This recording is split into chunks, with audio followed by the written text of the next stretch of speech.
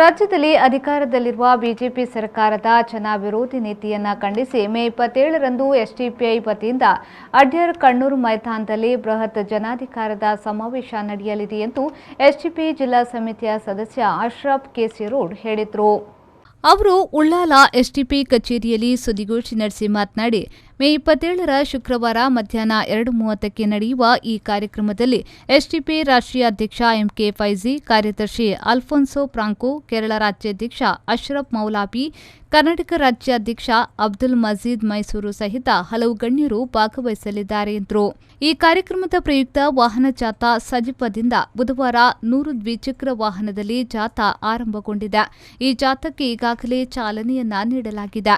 ಈ ಜಾಥಾ ಬುಳ್ಯಾರ್, ಪಾವೂರು, ಕಿನ್ಯಾ, ತಲಪಾಡಿಯಿಂದ ಬಂದು ಶುಕ್ರವಾರ ಉಳ್ಳಾಲ ಸೇರಲಿದೆ ಎಂದರು.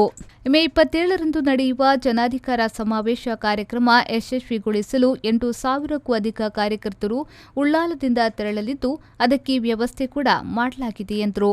ಮೇ 27ರಂದು ಸೋಷಿಯಲ್ ಡೆಮೊಕ್ರಾಟಿಕ್ ಪಾರ್ಟಿ ಆಫ್ ಇಂಡಿಯಾದ ವತಿಯಿಂದ ಮಂಗಳೂರಿನ ಕಣ್ಣೂರು ಎಂಬಲ್ಲಿ ಬೃಹತ್ ಜನಾಧಿಕಾರ ಸಮಾವೇಶವನ್ನು ಹಮ್ಮಿಕೊಂಡಿದ್ದೇವೆ.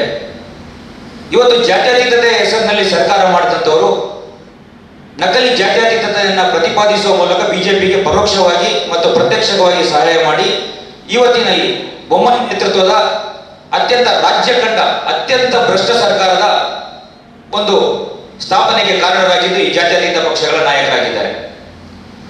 ಈ ಸರ್ಕಾರ ಬಂದ ನಂತರ ಹಗರಣಗಳು ಬೇಕಾದಷ್ಟು ನಡೆದಿದೆ. 40% ಕಮಿಷನ್ ಅನ್ನು ಕೇಳುವಂತಹ ಒಂದು ಘಟನೆಯನ್ನು ನಾವು ಕಂಡಿದ್ದೇವೆ. ಇಂತಹ ಸಂದರ್ಭದಲ್ಲಿ ಒಂದು ಪರ್ಯಾಯ ರಾಜಕೀಯ ಶಕ್ತಿಯ ಕಡೆ ಜನರು ನೋಡ್ತಾ ಇದ್ದಾರೆ. ಇವತ್ತು ವಿರೋಧ ಪಕ್ಷ ನಿಷ್ಕ್ರಿಯವಾಗಿದೆ. ರಾಜ್ಯದಲ್ಲಿ ಸರ್ಕಾರದ ವಿರುದ್ಧ ಪ್ರಬಲವಾಗಿ ಧ್ವನಿ ಎತ್ತುತ್ತಾ ಇರುವಂತದ್ದು social democratic party of India ಮಾತ್ರ ಎಂದು ಇಲ್ಲಿನ ಜನರಿಗೆ ಗೊತ್ತಿದೆ. ಈ ಕಾರಣಕ್ಕಾಗಿ ಸೋಷಿಯಲ್ ಡೆಮೊಕ್ರಾಟಿಕ್ ಪಾರ್ಟಿ ಆಫ್ ಇಂಡಿಯಾದ ವತಿಯಿಂದ ಮೇ 27ರಂದು ಕಣ್ಣೂರಿನಲ್ಲಿ ಬೃಹತ್ ಜನಾಧಿಕಾರ ಸಮಾವೇಶ ನಡೆಯಲಿದೆ. 1,000 ಜನ ನಾವು ಈ ಸಮಾವೇಶದಲ್ಲಿ ಸೇರಿ ಈ ಭ್ರಷ್ಟ ಸರ್ಕಾರದ ವಿರುದ್ಧ ಒಂದು ಬೃಹತ್ ಜನಾಂದೋಲನವನ್ನು ನಡೆಸಲಿದ್ದೇವೆ.